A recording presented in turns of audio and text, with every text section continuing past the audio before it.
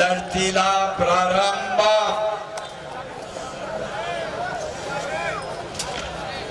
दोन ठाणे वाघ म्हणतोय मी जमीन फाडून पाणी काढायला दूधच प्यावं लागतं क्वार्टर मारणाऱ्याला दारातल्या टँकर मधली बारणी काढता येत नसते अंदाज सांगतो आमचा दूध पिणारे तुपाचा आणि बदामाचा खुराक पचवणारे दोन ठाणे वाघात लढायला लागले दोन्ही हातानं एका मनगटाची पकड घेतली होती भोलू पैलवान दंड बघा मांड्या बघा आपल्याच्या कुळवाच्या दांड्या बघा कसा मेळ लागायचा सगळी किटली डेरीला पालती गाठल्यावर वाटत नाही का त्यांच्या दंड आणि मांड्या बघितल्या आपल्या बी घरात एखादा असं घडावा सर हो विशेष म्हणजे दोघेही 110 किलोचे पैलवान आहे हो हो हो अंगावर पडले की पातळ चपातीच हा आणि ती दामटी घडी झालेली उलगाडणार बी नाही दोन्ही ही बलदंड ताकदीची आहेत अवघ्या 2 दिवसाच्या कालावधीत हा आखाडा बनवण्यासाठी ज्यांनी सम्राट कुस्ती कमिटीला सहकार्य केलं आखाडा बनवण्यासाठी त्या सर्वांचे मनपूर्वक आभार हे मैदान यशस्वी करण्यासाठी ज्या देणगीदारांनी सदळ हस्ते मदत केली त्या समस्त देणगीदारांचे आभार अवघ्या 2 दिवसात नियोजन केलेले मनोळकर डेकोरेटर आणि खांडेकर डेकोरेटर यांचाही मनपूर्वक आभार सर आपण मनोरवाणी कुस्तीचे या ठिकाणी विचार मांडले त्याबद्दल तुमचे आभार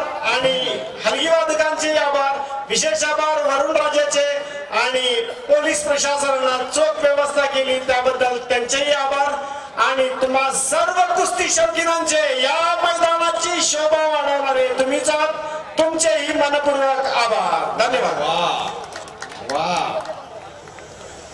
आभाराचा कार्यक्रम संपवलेला धन्यवाद आहे आणि सांगू का वाजणं हा हलगीचा धर्म आहे तिला वाजवणं त्या हलगी वादकाचं कर्म आहे आणि कोणतंही कर्म धर्माला धरून असावं हा भगवद्गीतेचा सिद्धांत आहे सांबरेकरांचं जे कार्य आहे ना ते धर्माला धरून कार्य आहे वा रे वा म्हणून याला शोभा आहे म्हणून याचा ताकद आहे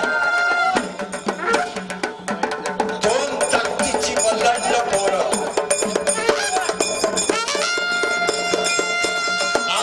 एकमेकाला टकरायला लागले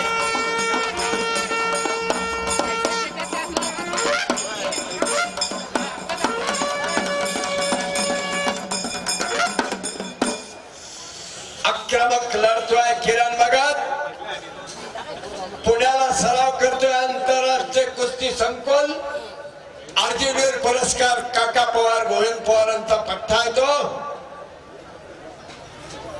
आणि माणूस आहे त्याचा जिद्द आहे महाराष्ट्र केसरीच्या गदेचा मालक होण्याची तयारी चालू आहे आणि कला जंगला बसला होता एवढं वजन आहे एवढा बोजा आहे पण केवढी चपलता आणि लवचिकता आहे हे त्यातलं खरं कौशल्य आहे महत्वाचं ताबा किरण भगतने घेतलेला भोलू पंजाबीवरती एक पंजाबचा शेर आहे तर दुसरा महाराष्ट्राचा ठाण्या वाघ आहे वाघ शिवांची लढत चालू आहे आणि ताबा किरण भगतचा मगाशी होत ते मनोरंजन होत पण आता चाललंय ते ज्ञान प्रबोधन चाललेलं आहे हे मनोरंजन नाही हा हिमतीचा आणि मर्दानगीचा फैसला आहे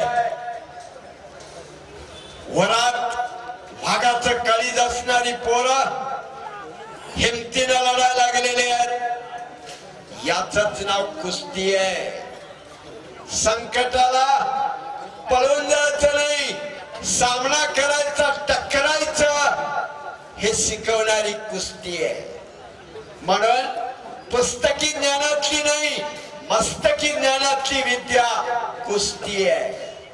अरे नुसतं शिक्षण नाही, जे आमच्यात रुजवलं जातं त्याला प्रशिक्षण म्हणतात. ते प्रशिक्षण म्हणजे कुस्ती आहे. या सगळ्याचं समीकरण पैलवानकीला असावं लागतं. आणि असे दोन खंदे लढवय्ये मर्द पैलवान एकमेकासमोर मुंडा ठोकून लढायला लागलेले आहेत. मुंडा ठोकण्याचं शास्त्र आहे. शरीराची आणि मनाची एकाग्रता करायची आणि मग हल्ला चढवायचा. हे शास्त्र चालू केलं. परत पठाला लागण्याचा प्रयत्न किरण पैलवानचा. हनुमंतरायाने तत्व चालू केलेलं आहे.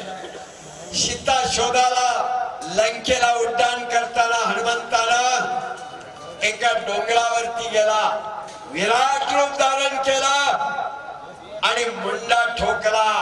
शरीराची आणि मनाची एकाग्रता केली, मानसिकता म्हणतात त्याला. आणि मग समुद्र पार करून लंकेला गेला. आव्हान करायचं संकटाला, मुंडा ठोकायचं हे तत्व मल्लविद्येला. परत पट आणि किरण भगतनं परत ताबा घेतलेला आहे.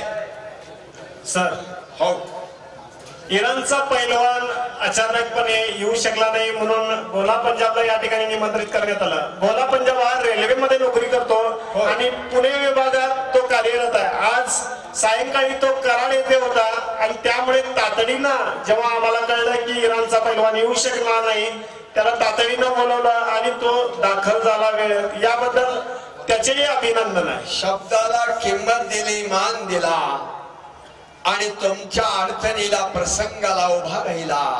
नाहीतर किरण भगतला जोड द्यायची एवढं सोपं काम नव्हतं. मोळीची बांधणी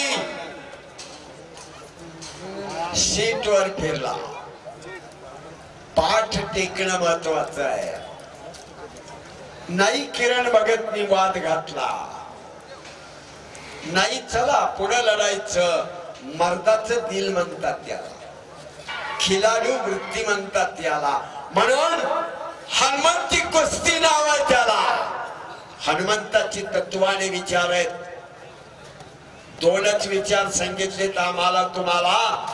एक भजन म्हणजे संस्कार आणि दुसरं भोजन म्हणजे आहार. अरे जीवनामध्ये हे जपा, जगणं सार्थकी लागणार. हनुमंतानं सांगितलेली तत्व आहेत आमच्या मल्लविद्येला. आहार आणि संस्कार आणि एक चक डावाची पकड होत.